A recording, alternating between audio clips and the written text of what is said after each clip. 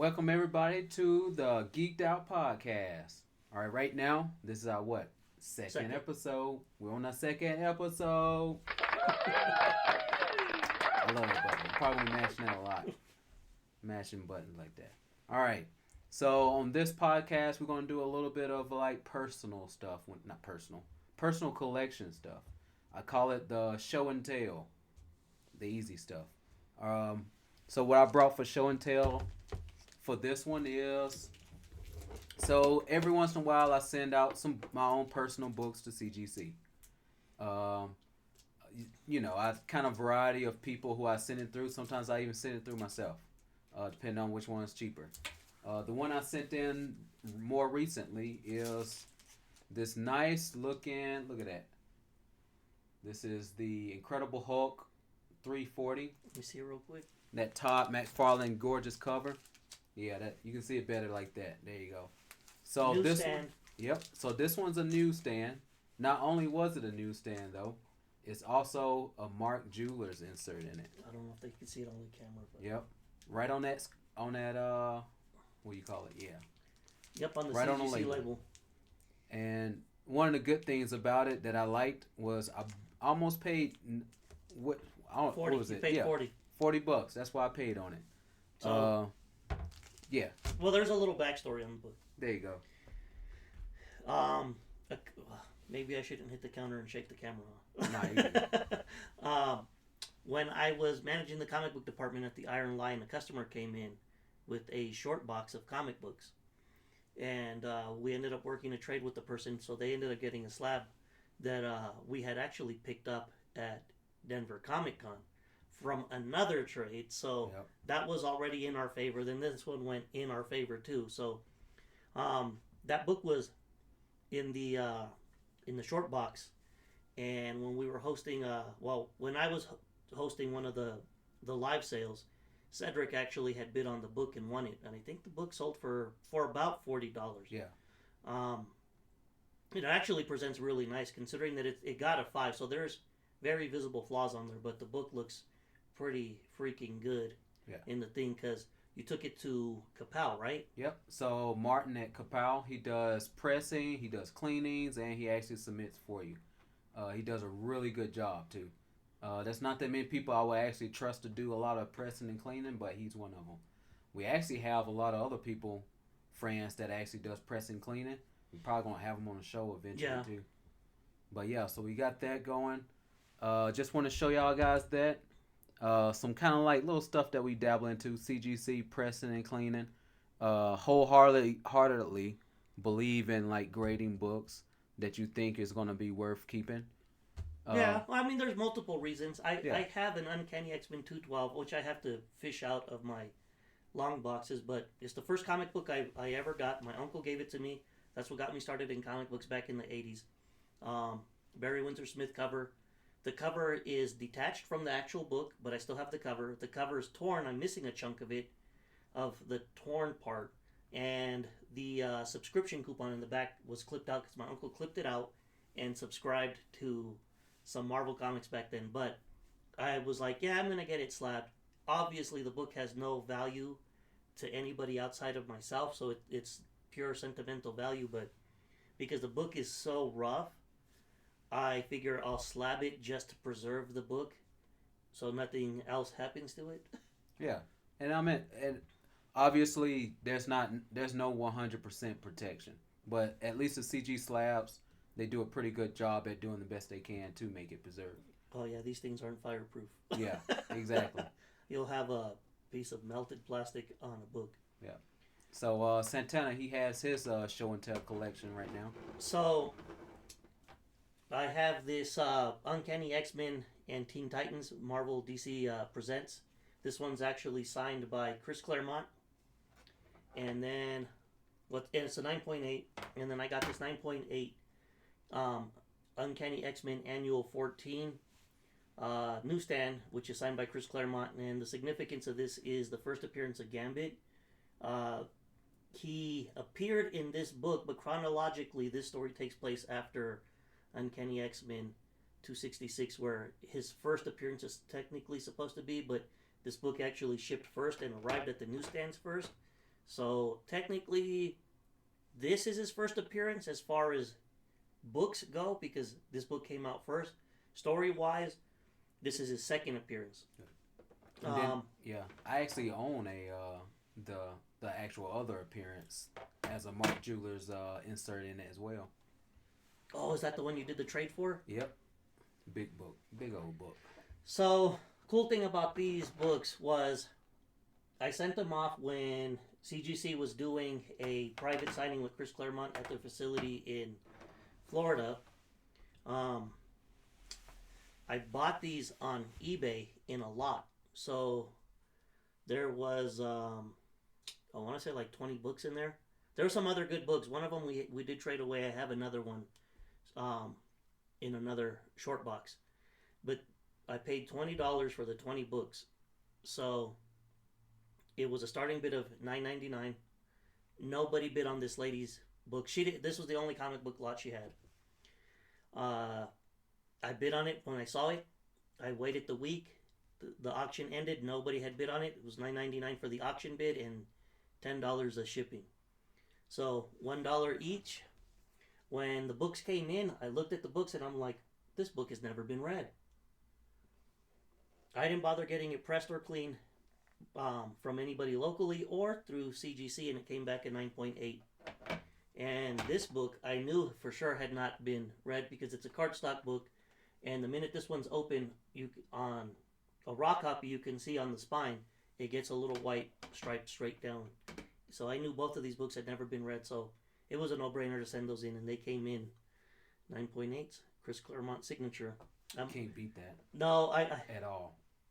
Like that's as far as any kind of grail that you will want, especially a signed Chris Claremont book, is gonna be those two. Well, and then there's Simonson and Austin on here, so I contemplated wanting to get them signed again because Walt Simonson and Terry Austin would be immaculate to have all three in there. I'm almost afraid to get it cracked.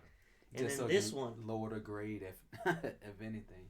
Well, this one I wanted Art Adams on the signature on the cover, so that would have been great. But I don't know. I'm content. I'm content with the Chris Claremont signatures. Yeah. So on the next topic, we have Pokemon Day. What was that? Yeah, there we go. Yeah, there you go. Pokemon Day. So Pokemon Day is February 26th, Thursday.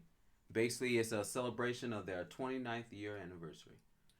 Dang, 29 years. Yep. First introduced in 1996 with Pokemon Red and Blue, Game Boy. I remember those. I didn't have them. My little cousin had them, though. Yep. And so they had a huge announcement video early morning because I'm like, oh, yeah, that's right. It's in Japan, so they're going to have to do that. But they announced a lot of good stuff. One of them, for sure, is there's a whole bunch of like local card shops that are going to have like exclusive Pokemon cards for events and stuff. So if you want to look into getting any of those exclusive cards, make sure you go to your local Pokemon retailer shop. Yeah. Most comic book shops are going to sell TCG. Yeah. Card shops, obviously. Yeah. Even places that do mostly role playing will have some form of TCG for the most part. Yep. And then they also announced a lot of in-game rewards for the new Scarlet and Violet games, Pokemon Go, Pokemon Pocket, all those Pokemon games that are recent. They're all gonna have in-game rewards, so make sure y'all guys check that out. We also they announced the return of Mega Evolutions in the card game set, so looking forward to that. Mega Evolution mixed up with the EX cards. Then they announced a new game, Pokemon Champions. So essentially, this is like I'm not sure if it's gonna be free to play. It probably is because basically there is a game in development and it's gonna be on mobile phone and on Switch.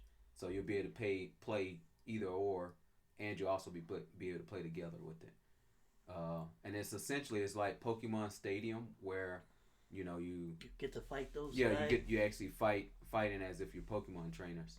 They have it's even going to be linked to Pokemon Home. So for anybody who's using Pokemon Home and want to transfer all your Pokemon from Pokemon Go, Scarlet and Violet, and all those other Pokebank games. Pokemon that you have, you'll be able to transfer all those to that game as well. Yeah, question, because I was wondering about that. So my daughter and her boyfriend play that Pokemon game on their phone where you can get those free packs every day. They got my younger daughter into it, and then she gave me those sad eyes to play it also, so I downloaded it, and I just now registered the account, but it said to sign in with Nintendo Switch or with Google, so I was like, I don't have it on Nintendo Switch, but that'll be kind of interesting if I can go back and forth with the Pokemon and stuff. Yeah. Especially because if you end up having Pokemon Home and you at least play Pokemon Go, you'll be able to move those at least into Home, and then Home into the new Pokemon Champions game. So they have a lot of that stuff going on, a lot of exciting stuff. They also announced a whole bunch of other stuff but you can actually see it. They got it posted on YouTube now. So any of those information you want to know more about, make sure you check them out on or go to YouTube. Pokemon.com. Yeah, they probably have it by now posted on there too. So. Oh no, it is. Oh, it is. This is the. So they already had the presentation www.pokemon.com. Yeah. Has the whole thing about Pokemon Day. News and updates from February 2025 Pokemon Day. Pokemon Presents. Nice. So next on movie news, we actually have, what is it? Star Wars Episode 3. Yep. So Star Wars Episode 3, Revenge of the Sith. 20th anniversary is coming out on April the 25th. Super excited about it.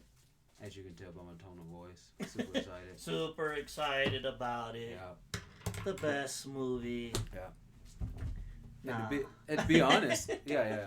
Well, I grew up with the actual prequels. Like I actually watched the prequels before the actual, episode 4 on down. So you saw the somewhat janky movies first. Yeah. Hey, I enjoy every last one of those movies because those movies actually got me into Star Wars in the first place. Watching episode 1 for most people may have been a thing for people who've already been watching Star Wars, but as a kid, watching episode 1, seeing Darth Maul and all those lightsaber fights and stuff, it was worth it. See, that's just how it is. You merely adapted to the Force. I was born into it. Yeah. Molded by it. But yeah, those and then later I watched the other 3 and then realized why people didn't like the prequels. Well, it kind of depends. Like my uncle. Now I wish he was here because he's the one that got me into all of this collecting business. Yeah. He's the reason why I'm a Star Wars fan because I was born after the first movie came out, but before the second one came out, Empire. Yeah. And so I got for my birthday, and I still have a lot of my birthday decor from Star Wars for my second and third birthday. But I remember just getting Return of the Jedi stuff and Empire figures and stuff like that and just tearing them open. But if I didn't get new ones, which I rarely got new figures, it was all his hand-me-down toys. So he got me into all of that stuff. But he has his certain rankings for the movies. I think his least favorite out of the trilogy, which a lot of people's least favorite from the original trilogy is Return of the Jedi, because a lot of people don't like those damn Ewoks. Yeah, see, I like the Ewoks. Ewoks are my favorite part of the whole entire movie.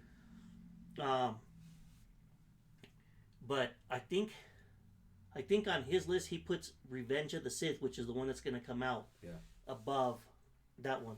I think his favorite one is like Empire. Then it might be Star Wars, A New Hope, because it didn't have a name back then. It was just Star Wars, and then I think he has Episode 3 next. He was so with the newer ones, with the Disney one. Yeah. Out of all the Disney ones, though, Rogue One was the best one. Oh, yeah.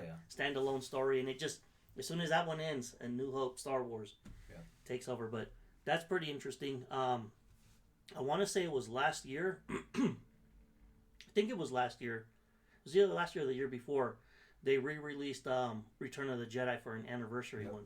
So me and Day went to go and watch that one. Yep.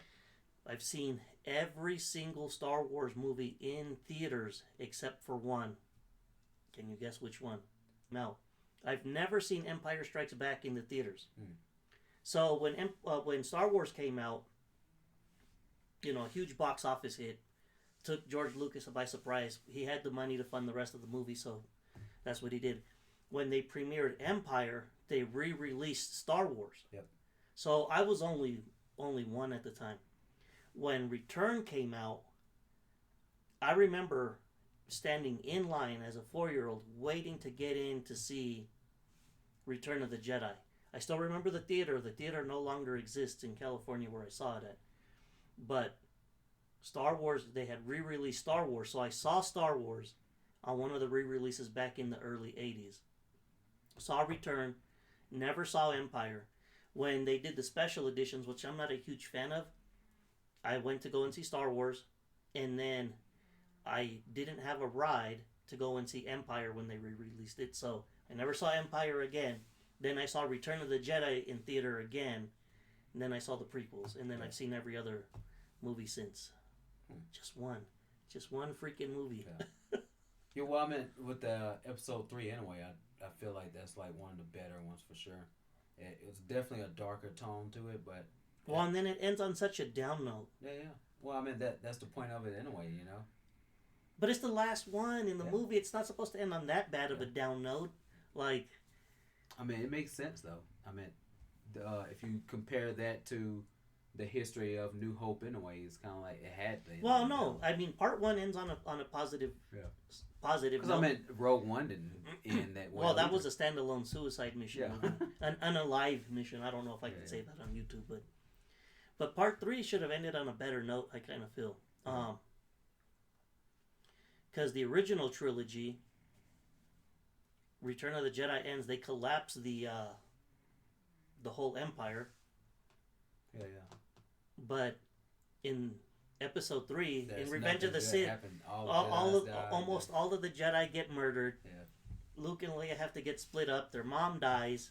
Yeah. Anakin fully turns into Darth Vader in one of the cheesiest scenes ever. You know which one I'm talking about? When he's Darth Vader for the first time, and then they're lifting him up on the thing, and he gets so overwhelmed because she died, and he's like, "No!" Oh, yeah. I'm like, yeah. But I'm still gonna go and see it. Because Return of the Jedi came out, and it was the normal version, and then there was a 3D one. Oh, and then they actually released Episode 1 at one point too, but they released it as a 3D only movie, so I got to see Episode 1 in 3D. Yeah, I remember it. Actually, that wasn't too long ago either. Because because I was living in Colorado when that happened, so I think that was probably 12 years ago, maybe. Well, I first say they actually they released Episode 1. They did a showing of Episode 1 a few months ago too. Because I didn't go to see it. But they did. They were selling popcorn buckets and stuff, so I went ahead and just bought the popcorn tins. I like Episode 1, but it's a little too drawn out. Yeah, it's a lot of talk. There's it's more about politics. Yeah. George Lucas just has a way of turning whatever movie he's working on into mimicking current day politics, because that matched politics of that day, and the Star Wars movies had little bits and pieces of politics from before, so they're political movies. Yeah. I mean, most of them are political movies that are lasers and laser guns and laser swords. Yeah, it almost seems like it's an important factor now in a lot of movies that they make anyway. It's just political stuff. Yeah, because I think it draws more people to make it relevant to whatever people are going through, which I get, but sometimes it's like in our Facebook groups, almost every single nerd community, whether it's comic books, toys, cards, or whatever, they usually have stipulations when you go to join the groups. No religion, no politics, no foul language. Yeah. Like, it's our little escape. We don't want to hear about Trump, Biden, Obama, Clintons, the Bushes, not like... Right. Yeah, because there's a certain extent to where you just have to have a break from that, That's what the purpose of hobbies and entertainment. Yeah, it's to get it's our escape from the real world. Yeah. Cedric here with Santana. We got some good news coming to you. April, Star Wars Episode 3 will see a re-release in theaters. We will be giving away 2 tickets or a movie gift certificate for some lucky people to go and attend the event or a movie of your choice.